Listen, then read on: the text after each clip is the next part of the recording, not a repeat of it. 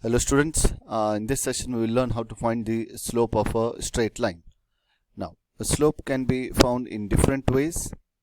The first one is by using a formula for slope, that is difference in y over difference in x.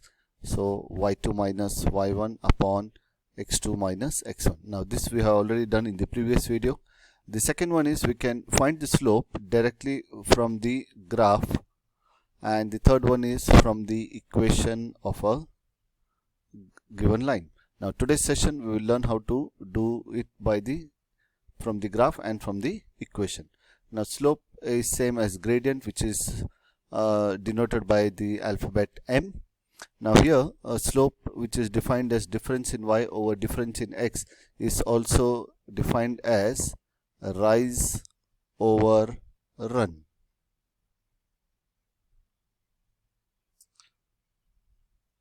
Now rise is your vertical change and run is your horizontal change. Now when you go up, when you're moving up, you will take your value, your rise will be positive, and if you're going down, your rise will be negative. Similarly, when you're going right, your run will be positive, and when you're going left, your run will be negative. So it is somewhat similar to the coordinate axis. Now let's have a look at the example and we will see how to find the slope of the line or the gradient of the line from the graph. Now in this example, a straight line is given to us. What we have to do is to find the slope using rise over run. We need to select two reasonable points from the line. Reasonable points in the sense which gives you proper coordinates, that is whole number. So if I am selecting a coordinate here, it is difficult to find what are the corresponding x and y coordinates, so I will not take this point. So we need to look for some points which are giving us whole numbers. So I can select a point over here and I'll mark it as point A, and the next point I can take it over here, which is point B. Now the slope is defined as rise over run. So I'll always do the rise first and then we will do the run. So either I will go from A to B or I'll go from B to A. Now if I want to go from A to B, first I will rise and then I will run. So you will rise 2 steps and then you will run 3 steps. So you rise by 2 and you run by 3. So you're going up, so the rise is +2. You're going right, so the run is +3. So my slope here is rise by 2 and run by 3. Now it will be same if I do it from B to A. Now from B to A, I'll do the rise first. So coming down 2 step and then you will move left 3 step. So you come down 2 steps, so coming down will be -2 and going left will be -3. So your slope when you're going from B to A is rise by -2 and run by -3. On simplifying, we'll get the same slope 2 by 3. Now the slope will be same if I take any other point on the line. The slope of the line is same throughout. So if I, for instance, if I select any other point on the line, suppose I take a point here and I take the point B. So let's take point C and B and try to find the slope. So I'm doing the rise from C to B. So you will rise by 1, 2, 3, 4 step and you will run by 1, 2, 3, 4, 5, 6. So here you are rising by 4 steps and you run by 6 steps. So your slope will be rise by 4 and run by 6. On simplifying, divide both sides by 2, you will get the same slope. So this is how you find the slope of a line. You just need to select 2 reasonable points, do rise over run and get your answer. I'll do one more example. So in this example we have a given line. So let's select 2 points which have reasonable coordinates. So I can take a point here and a point here. So there are many points. I'll select these two, point A and B. Now either I will go from A to B or I will go from B to A. Suppose I'm going from point A to point B. So I'll rise first and then I will run. So you rise by 1 and run by 2. Now since you're coming down, your rise will be -1. You're going right, so your run will be +2. So my slope, which is defined as rise over run,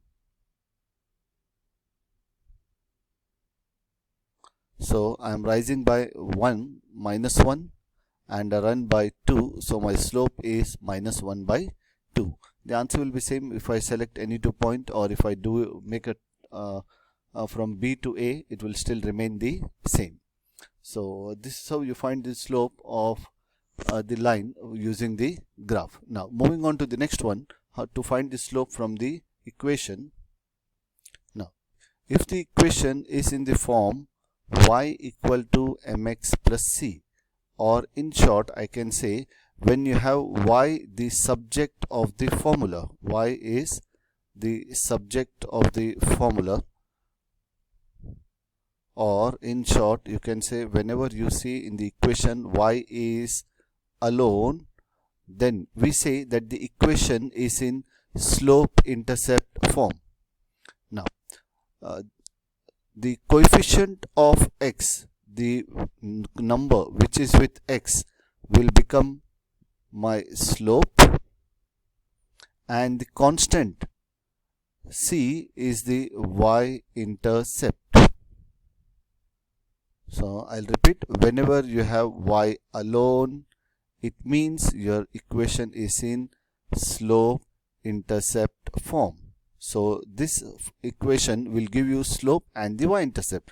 The slope is the coefficient of x and y-intercept is the constant. Y-intercept is the point where your graph meets the y-axis. For example, this is your line and it is meeting your y-axis at this point. So this coordinate here is C. This point is C, and when you write as a coordinate, it will be 0, C. So many a times you will see that the question, instead of directly saying the y-intercept of the line is so and so, it will tell you that the line passes through the point 0, 4. So when they say 0, 4, it means the y-intercept is 4 because x coordinate is 0. So you need to note this point. Many times you will get something like this. Now let's have a look at some example and we'll try to find the slope and y-intercept from the given line.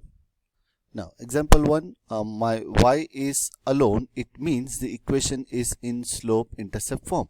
So I can compare this with the slope intercept form, y equal to mx plus c. On comparing, I can see that the coefficient of x is my slope and the constant is my y-intercept. So slope is 2 in this case and the y-intercept is 5. Pretty straightforward.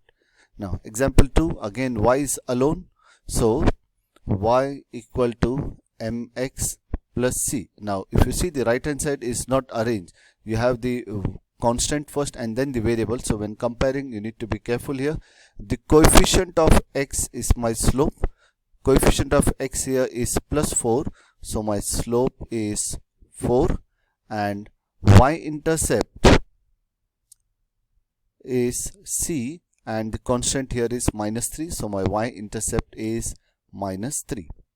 Now example 3, my y is not alone. It means the equation is not in the slope intercept form. So first step is to make sure that y is alone. So to get y all alone, you need to eliminate phi x. So on shifting phi x to the right hand side, or you can do minus phi x on both sides.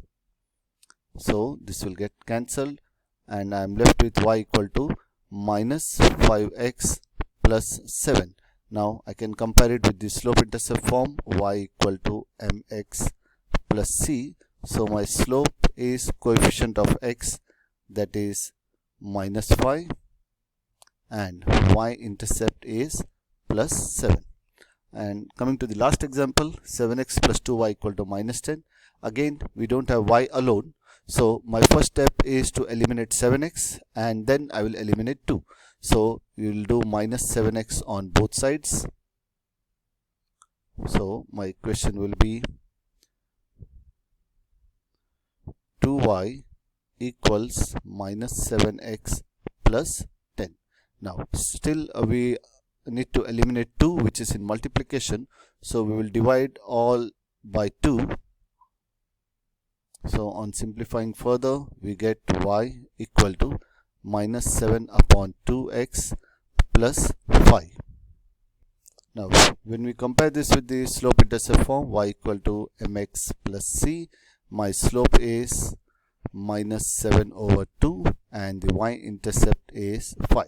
So now altogether we have learned the 3 ways of finding the slope. The first one is using the formula, that is y2 minus y1 upon x2 minus x1.